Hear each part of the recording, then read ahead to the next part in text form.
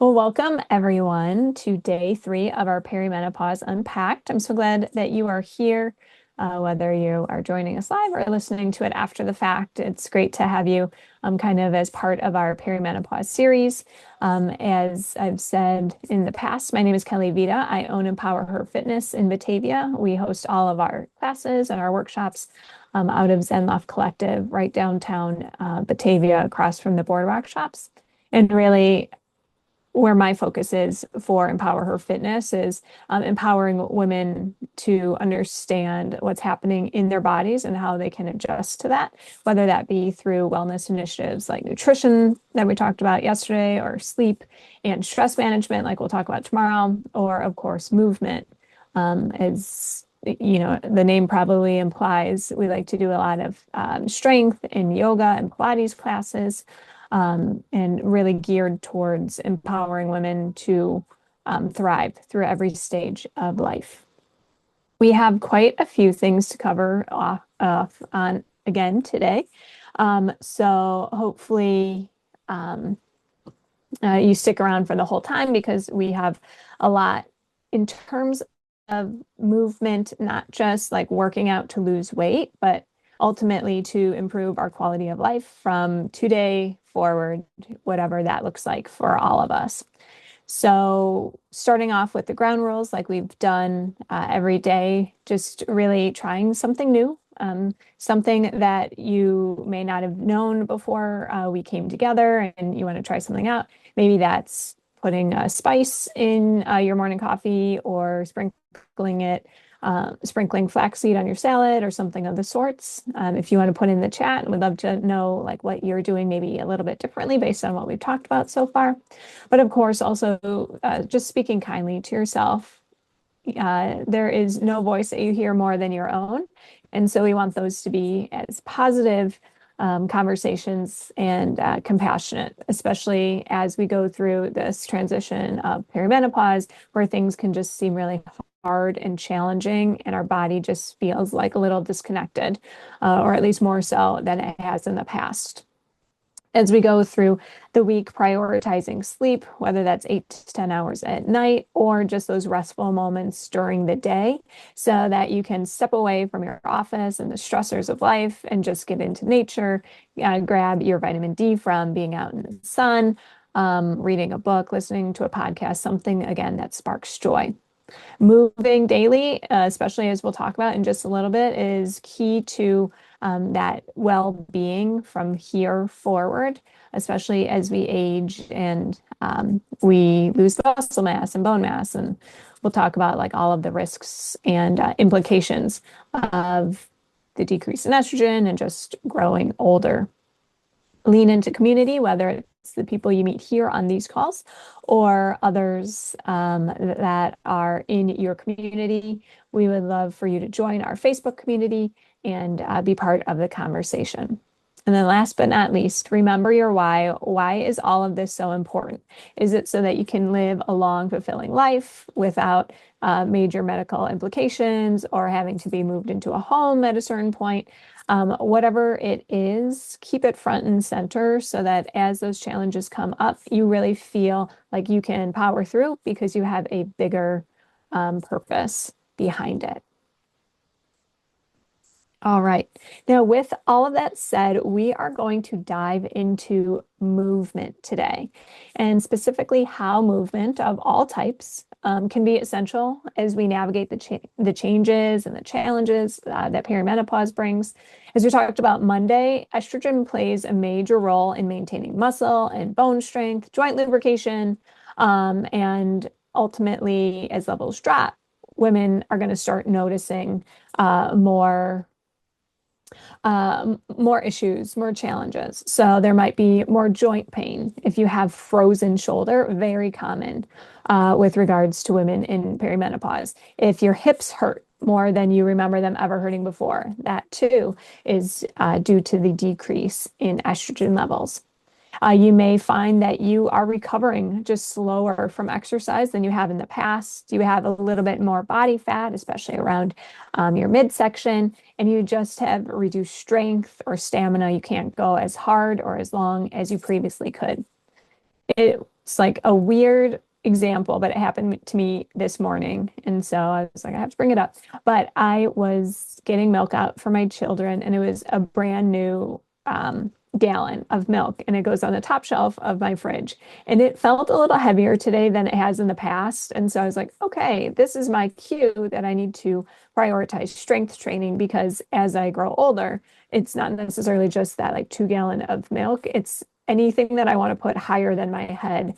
I want to make sure that I can do that so I can live independently as long as possible and ultimately have that great quality of life.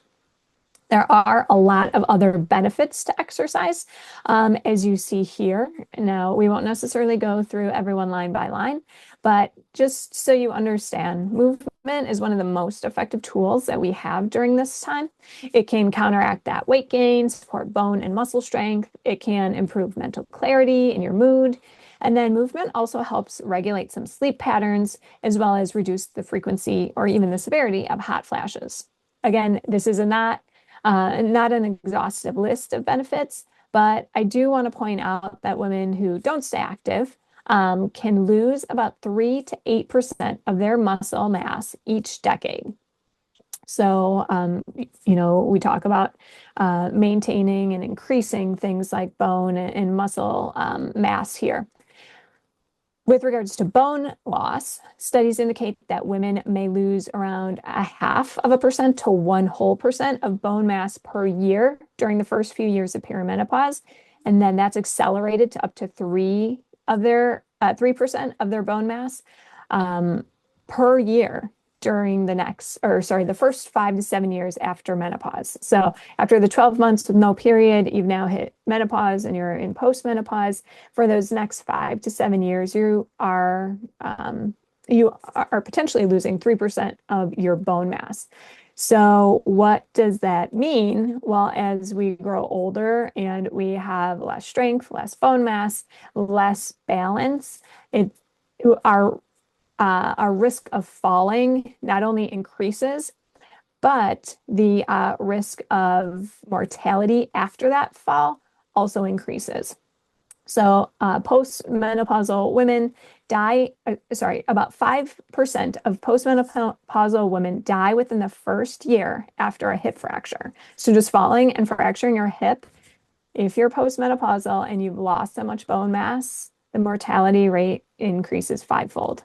So with all that being said, that just kind of lays the groundwork as to not only the benefits, but also the risks associated with exercise and staying sedentary. So what kind of movement are we talking about? Well, there's a couple things that we want to talk about, and not necessarily in the sense of like what exercises you should do or like what studios you should join, Orange Theory versus like a core power or a bar method, whatever it may be. But more so like how can we think about functional movement either in or outside of the gym to make sure that we reap the benefits of exercise as well as limit those risks or implications that I just talked about as it relates to not doing anything. So the movement foundations for perimenopause are as follows. But just like nutrition and everything that we talked about yesterday, it really comes down to this concept of bioindividuality. So movement is very personalized. And the short answer around like what kind of movement is best is really whatever you enjoy doing and will do consistently. So if you're like, I just hate running, you don't need to run. So find something to replace that with that you do enjoy doing. Maybe it's just going for a walk, maybe it's dancing, something of the sort. Because when you don't like doing something, the chances of you maintaining that and being consistent, of course, decrease. All right, now specific to how much movement we should get each week, the official guidelines really say to get at least 150 minutes of moderate intensity, like brisk walking, cycling, rowing, swimming, getting that within the week, and then kind of pairing that with at least 2 strength training sessions. Now, instead of just hitting it hard at the gym, like 3 to 4 weeks to get that 150 minutes, try alternating cardio and like general movement days with strength training days so that your cortisol levels have the chance to reset. So in Chinese medicine, there is this concept of yin and yang or yin and yang. And so as we grow older, that yin decreases. And the yin is like the gentle and the quiet, the more feminine um, side of the equation. And as we increase just the stress in our lives or the cortisol from working out hard, the more of the yang comes in, replacing some of that softness. And so a lot of what we're trying to do here is bring it back into balance so that we don't have just this high level of cortisol that brings itself or presents itself really through what we do in the gym and the stress that's in our lives, whether that be from family or financial or whatever it may be. And so giving yourself kind of those down days to reset, it helps you just to realize that you're not in survival mode and your body can kind of heal and recover nicely between those days. I also see women a lot who have plateaued and no extra amount of cardio or days in the gym seem to help budge that weight or make them feel better. And I say, like, that is your body's way of telling you that you need to introduce more of the like soft yin energy and more recovery, maybe more gentle movement like yoga or Pilates, and stop pushing yourself so hard.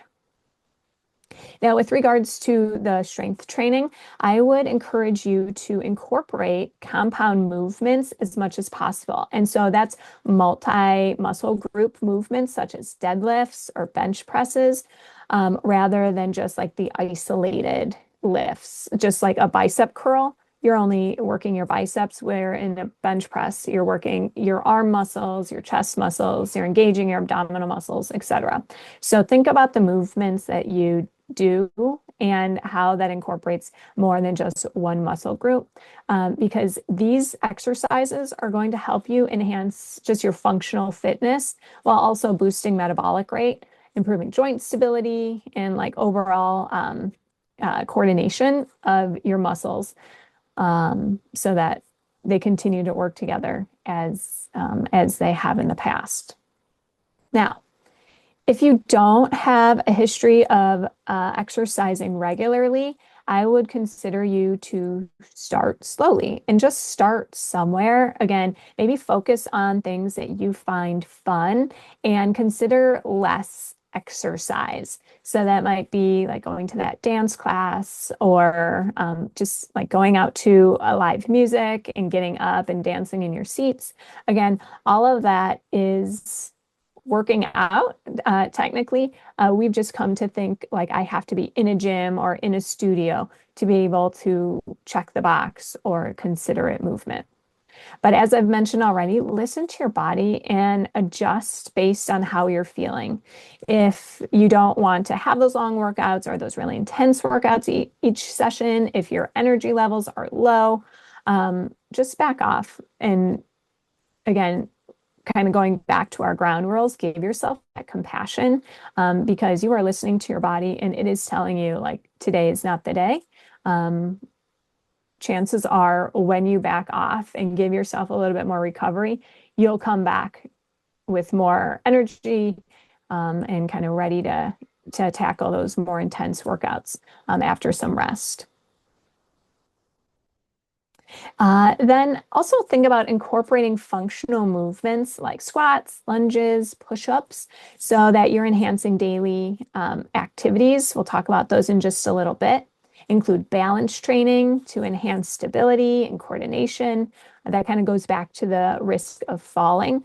And I know we think a lot like, oh, well, I'm in my 40s, like I don't fall that much. But if I think about just what's around my house, like everything is a tripping hazard. My kids are running in front of me. They've left their toys. Like in the walkway. Their shoes are on the stairs. And so, like, falls can happen really to any of us just based on our current lifestyles. It's not just something that happens when we grow older and, like, ultimately can't catch our balance as well as we do now. So, we also want to think about keeping our joints lubricated. There is no blood flow to joints, and so really the only way to keep that range of motion is to move them. So every day I would encourage you to like move your joints, your wrists, and your ankles, especially. Motion is the lotion. But if you start to think about like your own range of motion, you may notice like your shoulder, you can't do as much. You may have that frozen shoulder again. Maybe you can't turn your neck as much as you used to. Just moving like every joint every day to make sure that you can continue to have that range of motion, especially as we grow older, and other implications of hormone imbalance and maybe like more sedentary style set in. All right, the other piece here is just set realistic expectations about your performance, your schedule, your availability, and your physical limitations so that you can really have sustainable frequency and intensity. You can be consistent, as I kind of set at the beginning, and just celebrate small wins. So with that being said, if you just make it to a class or you go walking with a friend, like these are all things that maybe you wouldn't have done otherwise. So show yourself that compassion and speak kindly and positively to yourself because you went out and you did it, and that's an amazing thing. The other thing that I think about with expectations, especially for my own schedule, like I don't know why or who said if you can't get a 60-minute workout in, like you might as well not do any exercise. Well, that is not true. If you can get like little snippets in here and there and kind of fit movement around your day, then that really does go a much longer way than just having like an hour here or there because that's all your schedule allows. The next piece, as I kind of already showed, was prioritizing recovery. And we've talked about this, but recovery is really when the body adapts. That's when the body rebuilds, and that's when the body gets stronger. So you're not getting better when you're in the gym and you're stressing your muscles by working out. You're actually getting stronger when those muscles have to recover. So we're like breaking down our muscles and kind of like minute tears in our muscle fibers. And then as we recover, they're growing back and they're growing back stronger. So as we think about aging and estrogen levels going down and just like this imbalance of other hormones that we have in our body, your muscles, your connective tissues, your nervous systems, they all need extra time to recover from exercise. If you stress your nervous system without adequate time to recover, you're going to feel more achier, more fatigued. You may have already noticed this, like you just don't recover like you used to. You'll also increase your risk of injury if you don't give yourself that time to ultimately recover. So again, listen to your body. If you feel run down, if you feel tired, sore, cranky, that's your body's way of saying you need rest. You might be doing too much and you need to schedule some recovery time. So maybe instead of an active training session or just going a little bit lighter during your session, finding that recovery, whether that's active recovery, which is going to involve light physical activity. So that would be like taking a yoga class or doing some form of stretching, maybe foam rolling. Maybe you just go for a swim or like a leisurely bike ride. There you're lowering the intensity of your movement or your workouts, your exercises, but you're still doing something, but it's considered recovery. And then there's passive recovery, and that is like complete rest. You are doing little to no physical activity. So this would be sleeping or meditating, doing some breathing exercises, going and getting a massage or acupuncture. Doing a little bit more is what we would consider self-care.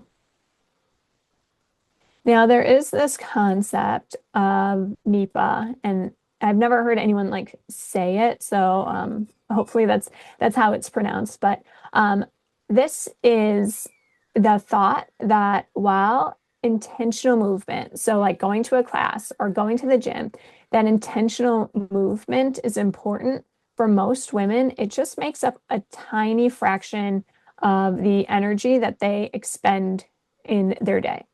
So there's really four primary factors that contribute to your total daily energy expenditure. You have your basal metabolic rate, and that basically is the energy that's required to simply keep your body functioning. If even if you were just to lay in bed all day, your body is expending energy, and about 70% of your total daily energy expenditure is just based on keeping you functioning, your basic functioning, and your body working. And then there's the thermic effect of food. So this is basically all of the energy that goes into eating, digesting, metabolizing, and storing the food that we consume in a day. That's about 8 to 15% of our daily expenditure. Exercising, that's the more intentional movement, that is about 3 to 5%. Again, just like a very tiny percent of our day. And then non-exercise activity thermogenesis. And this is that like NEPA or NEPA. That's the energy that we use for any movement that isn't intentional. So like vacuuming or folding laundry, you don't really think of that as expending energy or exercising, especially. But that is what we do more during the day than that intentional like exercising activities. So that's why it's often easier to focus on these activities and just using more energy in ways that we can. So with that being said, taking the stairs instead of an elevator or an escalator, taking longer routes to the bathroom or parking a little further away, doing active housework. So all of these things, like think about what you're doing, give yourself credit for all the energy that you're expending on doing these things. And if you can't get to the gym or have that more intentional activity, focus more on some of these activities and know that you are expending more energy than you often would with those intentional exercises. One of those things that you see here under the enjoyable section is walking. And while I say like walking your dog more often, maybe it's walking to the park with your kids or walking with a neighbor, whatever you do, I would highly encourage you to just get out and walk. Walking is one of the most underrated yet quietly powerful forms of exercise that women in menopause and beyond have. And that really kind of goes back to increasing our yin energy, allowing ourselves to be out in nature and to enjoy either the sights, the sounds, saying hi to our neighbors, or walking with a friend.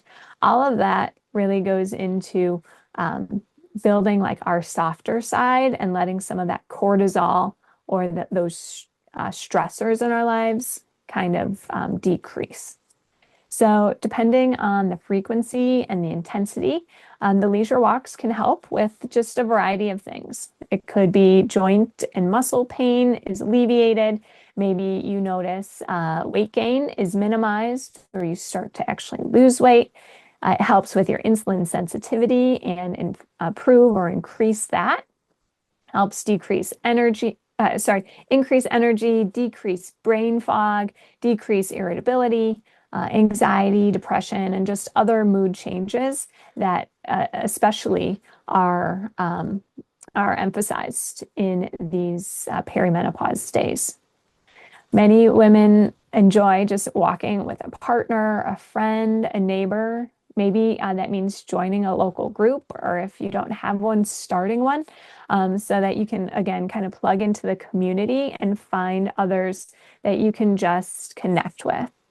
It doesn't have to be speed walking or hiking up a hill or achieve a certain number of steps. It's important to just get out and move. The goal really is to get out and walk each day, however and wherever that means or that really feels most suitable for you.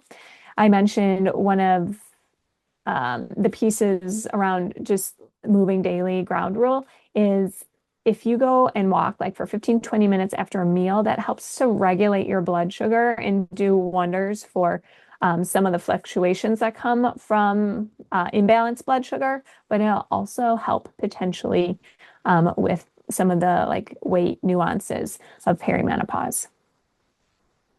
All right. You see kind of all the benefits around here around why walking. So hopefully this is encouraging you to get out there, maybe even after this call or during this call, to start walking. Boost your endorphins, your serotonins, feel better, sleep better, maybe reduce that crash around two where you go for caffeine or coffee, and replacing that with a walk might be just enough with to kind of get your energy level back up. And then, of course, because I own a yoga studio, I am going to tell you about all the benefits of yoga. But when I started just doing yoga, I was like, okay, this is a good exercise. And then I went and I went through the training. And I was like, okay, this is more than just exercise. There are so many benefits to the various moves. And so when you're feeling a certain way, chances are there are certain moves or asanas that will help kind of regulate your body again. So as we think about bloating, there's certain moves that like help to massage your digestive tract. As I work with women who struggle with fertility, there's certain like hormone balancing and actually fertility boosting moves. So all of that's to say is that yoga is very intentional movement for specific areas of your body and your overall wellness. So you can actually alleviate menopause symptoms by promoting relaxation and hormonal balance, these being some of the main asanas or yoga poses that I would recommend. If you have never heard of these poses before, that's okay. We can always Google them and find like a million images or YouTube videos around what they look like or how to perform them. But I will just go through and kind of talk about some of them, if not all of them. I think we have 10, so that you have a good understanding maybe around what you can do throughout your day, maybe tonight, maybe first thing tomorrow morning.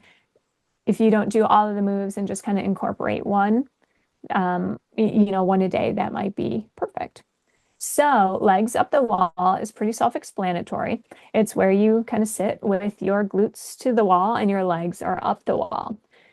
This helps calm the nervous system. It reduces anxiety. It helps improve sleep. It is an amazing move for women and men of all ages and all life stages. So if you have 5 minutes before you go to bed, I encourage you to put your glutes against the wall, lift your legs, and just kind of rest and settle into that pose. Bring in your partner, maybe bring in your kids, and do it together. It helps to relieve tired legs and low back tension. And then it's a gentle inversion that supports circulation because it's bringing all the pooled blood that's kind of just settled in our lower extremities back to our pelvic floor, or like our reproductive organs, the pelvic floor, and the lymphatic nodes or glands, the lymphatic glands will actually kind of cleanse the blood. And so it'll be refreshed as it goes into, again, that area of our body. Reclining bound angle pose. That's where you put the soles of your feet together and just let your knees kind of fall out to the side. If you do it for a couple minutes, you'll notice that gravity kind of gently brings your knees down towards the earth. This is great because it opens the hips. If you, so because it's reclining, you're either flat on your back or your upper back is elevated on a pillow or like a blanket or a bolster if you have one. But when you have your arms out opening wide, it does a couple things. It opens your chest and it really kind of exudes positivity. So that's kind of like a dual reason for this pose. Opening hips, opening chest, encouraging deep relaxation. It helps to regulate the nervous system. It helps to reduce hot flashes. So if you kind of feel like you're in one of those, I like to call them more flushes because they're not like instantaneous like a flash.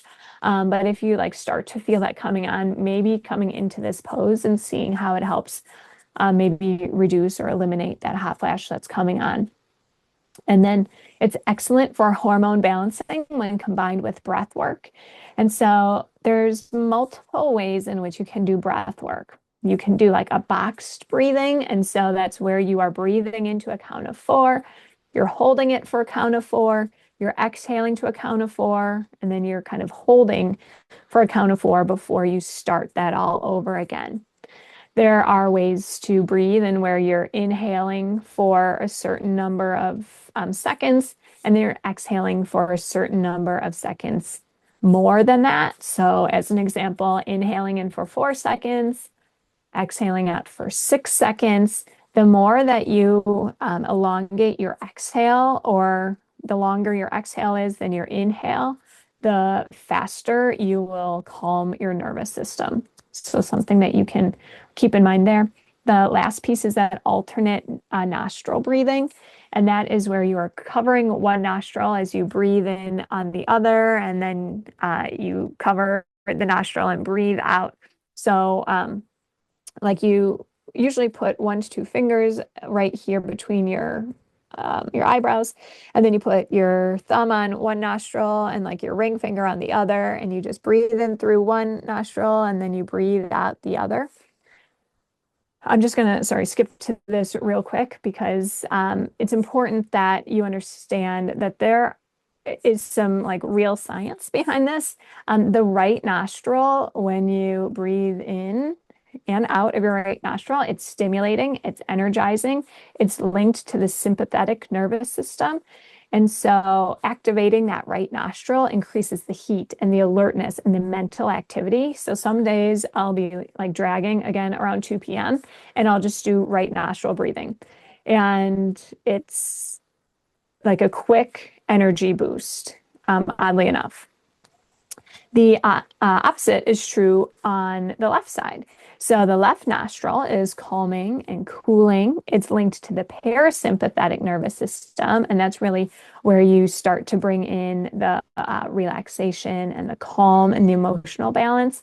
So sometimes before bed, I'll do left nostril breathing. And then other times in class, you will find that you do both sides. You breathe in right, you breathe out left. You breathe in left, you breathe out right.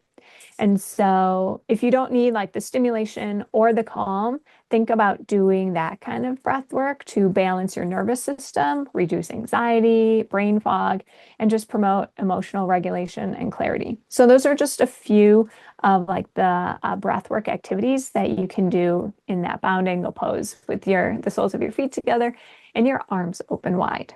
Cat cow, hopefully you know that one. Typically you're on hands and knees and you're arching your back as you take your gaze upwards, and then you're rounding your back as you're bringing your chin to your chest.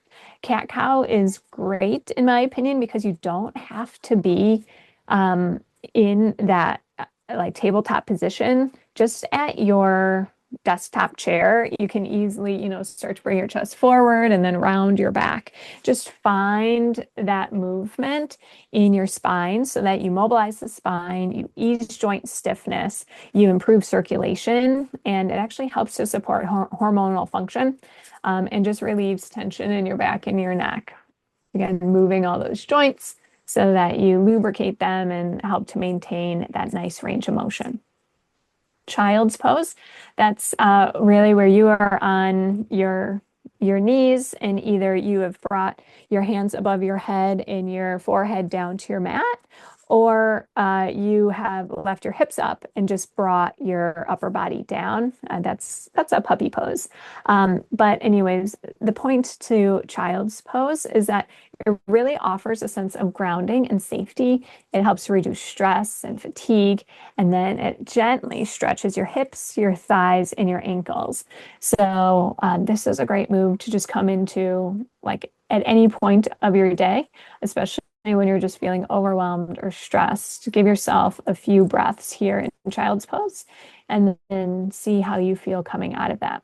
There's one other piece that I like to bring into my classes, and that is the pressure point right here between your eyebrows, like your third eye.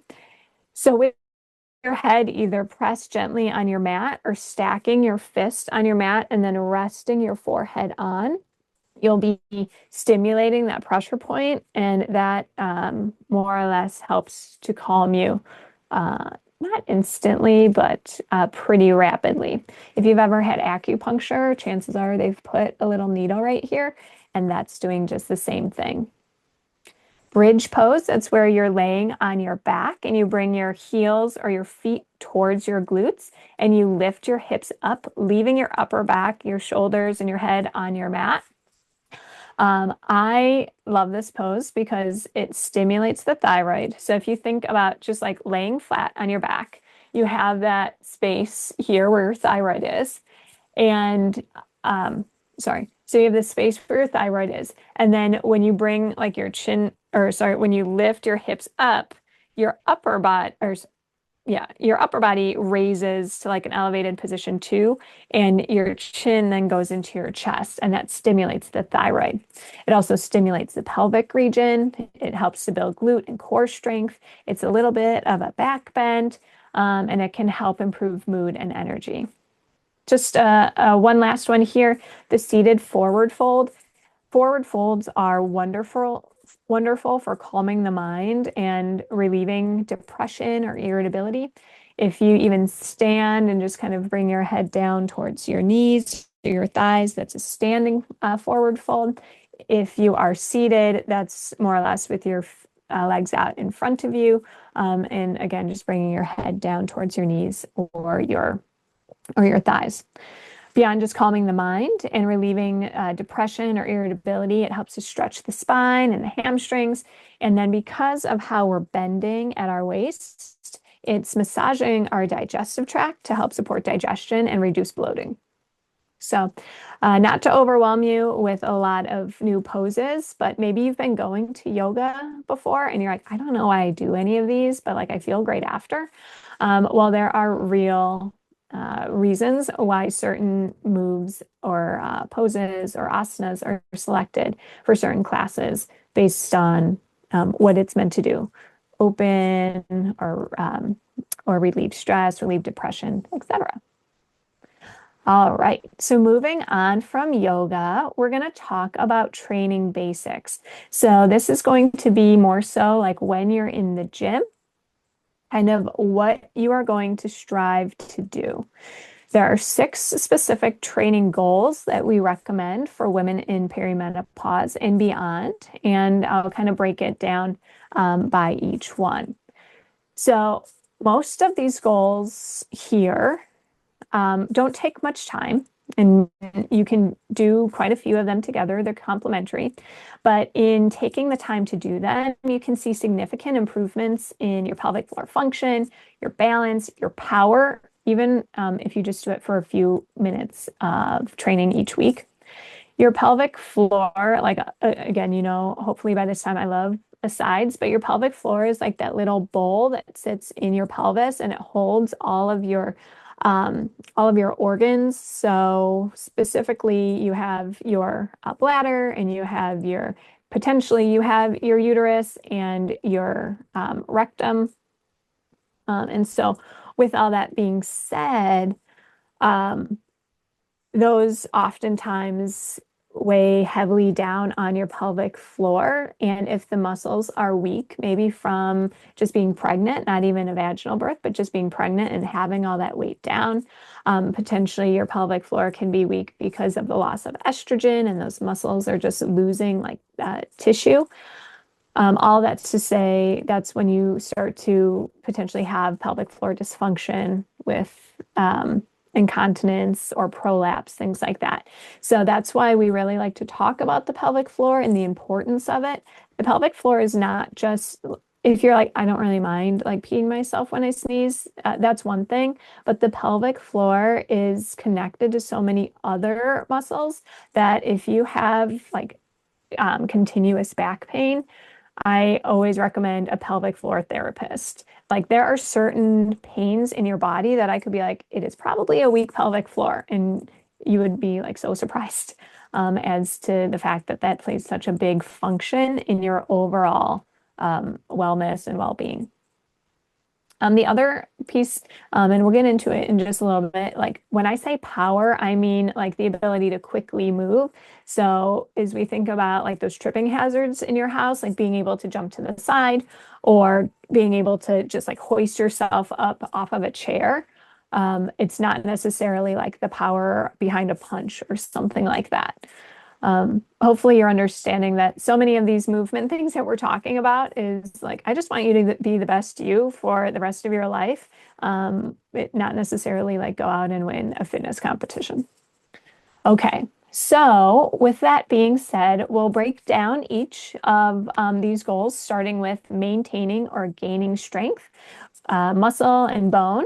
As you already know, strength training is the absolute best way for women to maintain strength, muscle, and bone mass. When it comes to that muscle loss, research shows that just a progressive strength training program combined with adequate protein, like we talked about yesterday, can actually slow any age-related muscle loss or even reverse it in some cases.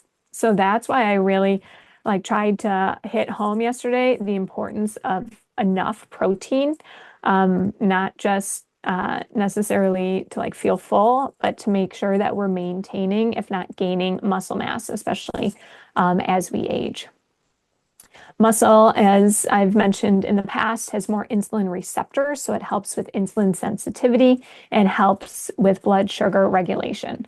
And then to my example before of just like lifting up that heavy 2 gallon of milk in my fridge, it helps you maintain like your independence so that you can lift the milk, you can lift the bag above your head on an airplane, you can put something away in your closet. All of this is, really based on the strength that you have and the muscle mass and tone, more so the muscle mass that you maintain. Cardiorespiratory fitness, also known as aerobic foundation, as I have here, it refers to the ability of the lungs to provide oxygen and the heart to pump blood to those muscles that are working. So it is a general marker of your heart health. So that's why you may have been to the doctor and they have you like either hooked up to machinery or like you're walking on a treadmill and they're monitoring like your cardiorespiratory fitness. All of your active muscles need blood and oxygen to work properly, and aerobic fitness is especially important during and after menopause because of the hormonal changes that occur and the increase in cardiovascular risk that come with it. Now, bonus, your aerobic system fuels your muscles during workouts, but also in recovery. So in having like a really strong aerobic base, you will also just get the most out of your strength training workouts and your active or your passive recoveries. And then I talked a lot of pelvic floor just kind of when I was setting the stage for this, but this is really improving the function of the pelvic floor through things like your ability to sense and control some of the complex muscle structures of the pelvic floor, adding breath work and like breath techniques to strengthen this area. There's also strengthening exercises to ultimately re-strengthen this area. So I love pelvic floor therapists, and so I often recommend them, but they will give you exercises that you can do. Like if you've ever done a clamshell where you're laying on one side with your legs stacked on top of each other and then you lift your top leg, that's actually strengthening your pelvic floor. So sorry, external rotation helps to build the strength of your pelvic floor. And then you've probably heard of Kegels, and that is, just pulling up your pelvic floor and almost like, doing a bicep curl. You're contracting those muscles and you're strengthening them.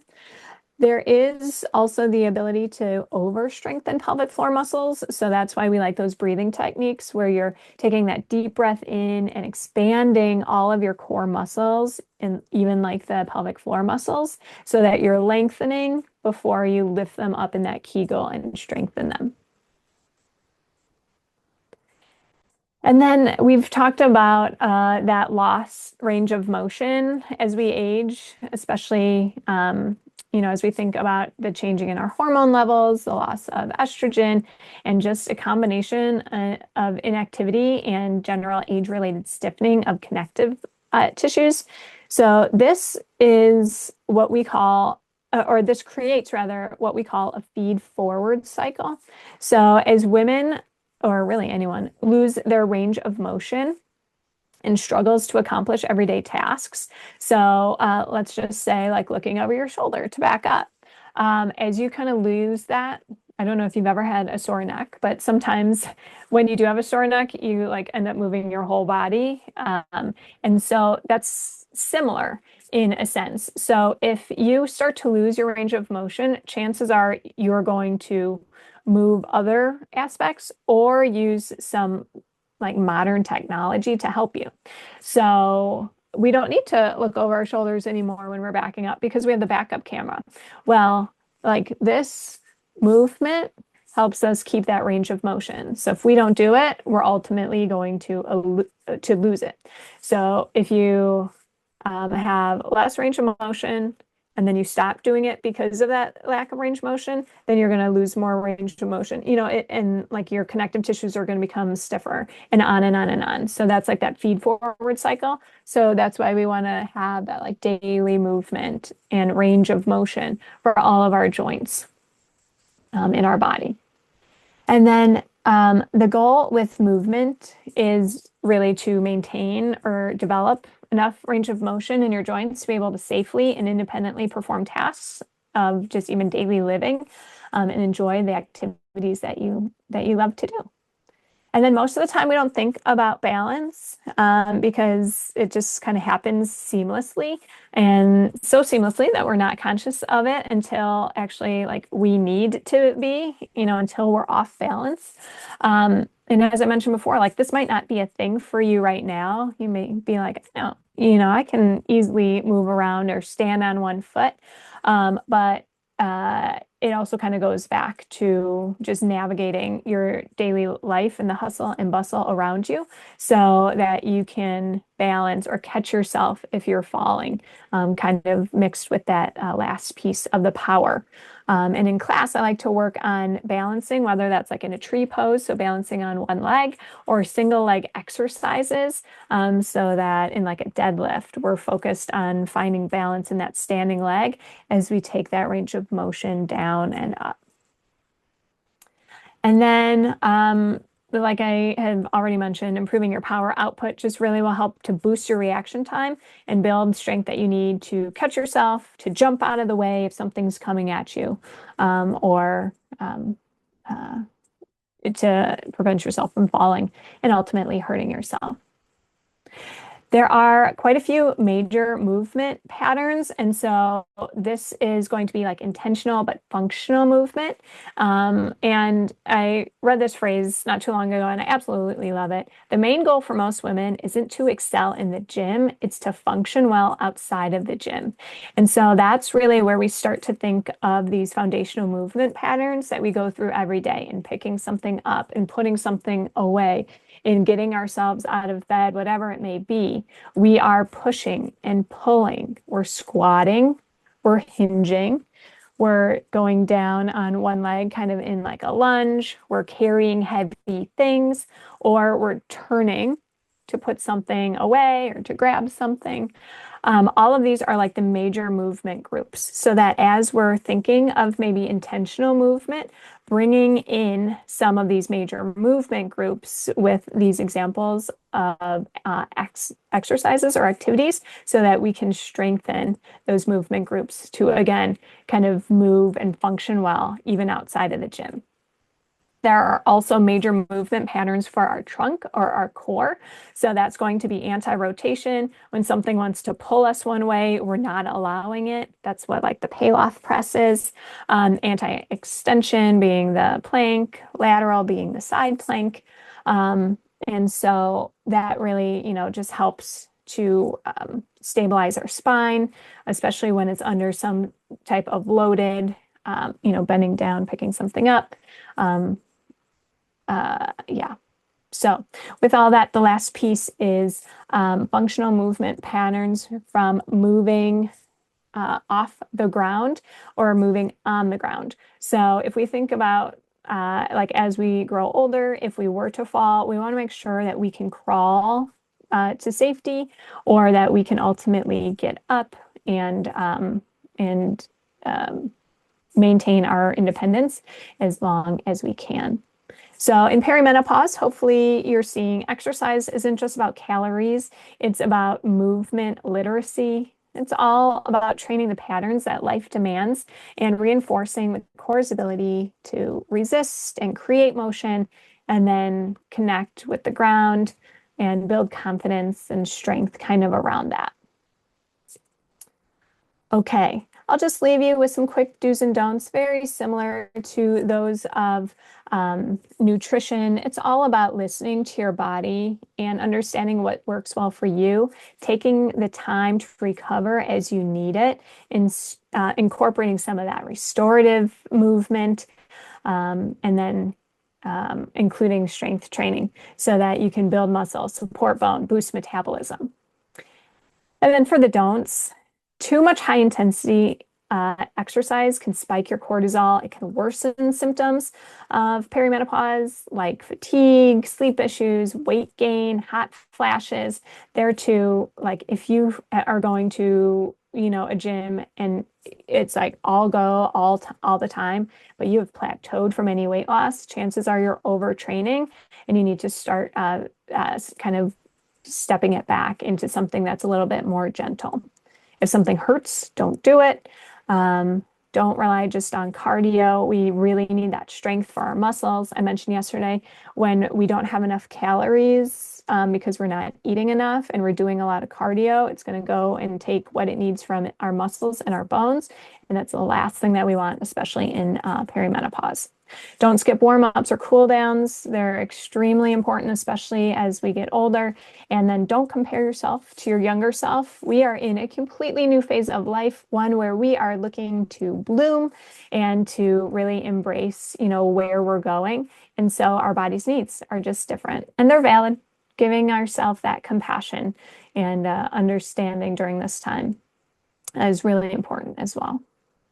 So we have 2 more days left, and I hope that you will join me tomorrow for sleep and stress, and then just kind of some of the other topics that we haven't hit on, but that are also very important as we look to perimenopause. I also want to invite you to that empowerment series, as I've talked about before. But beyond just like those workshops, we do have weekly classes. And so these are the classes that fall during Monday, Tuesday, Wednesday, Thursday, Friday, and Sunday. Our Saturday classes are more prenatal focused. So with that being said, we would love to have you join us for a class. The whole class schedule is at empowerherfitnessbatavia.com, which is where that link will take you. But we would love to have you in just for a free class. And so use that code RELAX ultimately to take a free class with us. And then last but not least, if anyone is interested, I am opening up the ability to work one-on-one with me. It's an 8-week commitment We'll have a 1 hour virtual one-on-one each week, whether that is designing a fitness program for you or just being your accountability partner, talk about where you want to go over the next week or how the last week went. That hour is up to you. You get an unlimited membership for the studio for those 2 months with it. And then I send out weekly workout snacks. So these are like 10, 15-minute exercises that you can fit in throughout your day. You get a couple of free props for at-home workouts. So those are the yoga tune-up balls and like bands. I love bands because especially for like resistance training, you can kind of decide how much like strength you need, or you can easily back off as well. And then free access to the empowerment series. So all of this is something that is a $500 investment. It's over $1,200 in value. Again, you can come to that 4-week series for free and then have kind of full access to me in the studio. So if you are looking for something a little bit different in this time of your life to kind of come back to yourself, we have the chance to work one-on-one. All right. Well, I will leave you with the reminder to be kind to yourself, try one new thing, prioritize rest, recovery, and sleep, move daily. We talked a lot about moving, so maybe find something that you enjoy and do it today. Lean into the community, whether it's us or others, and remember why all of this is so important to you.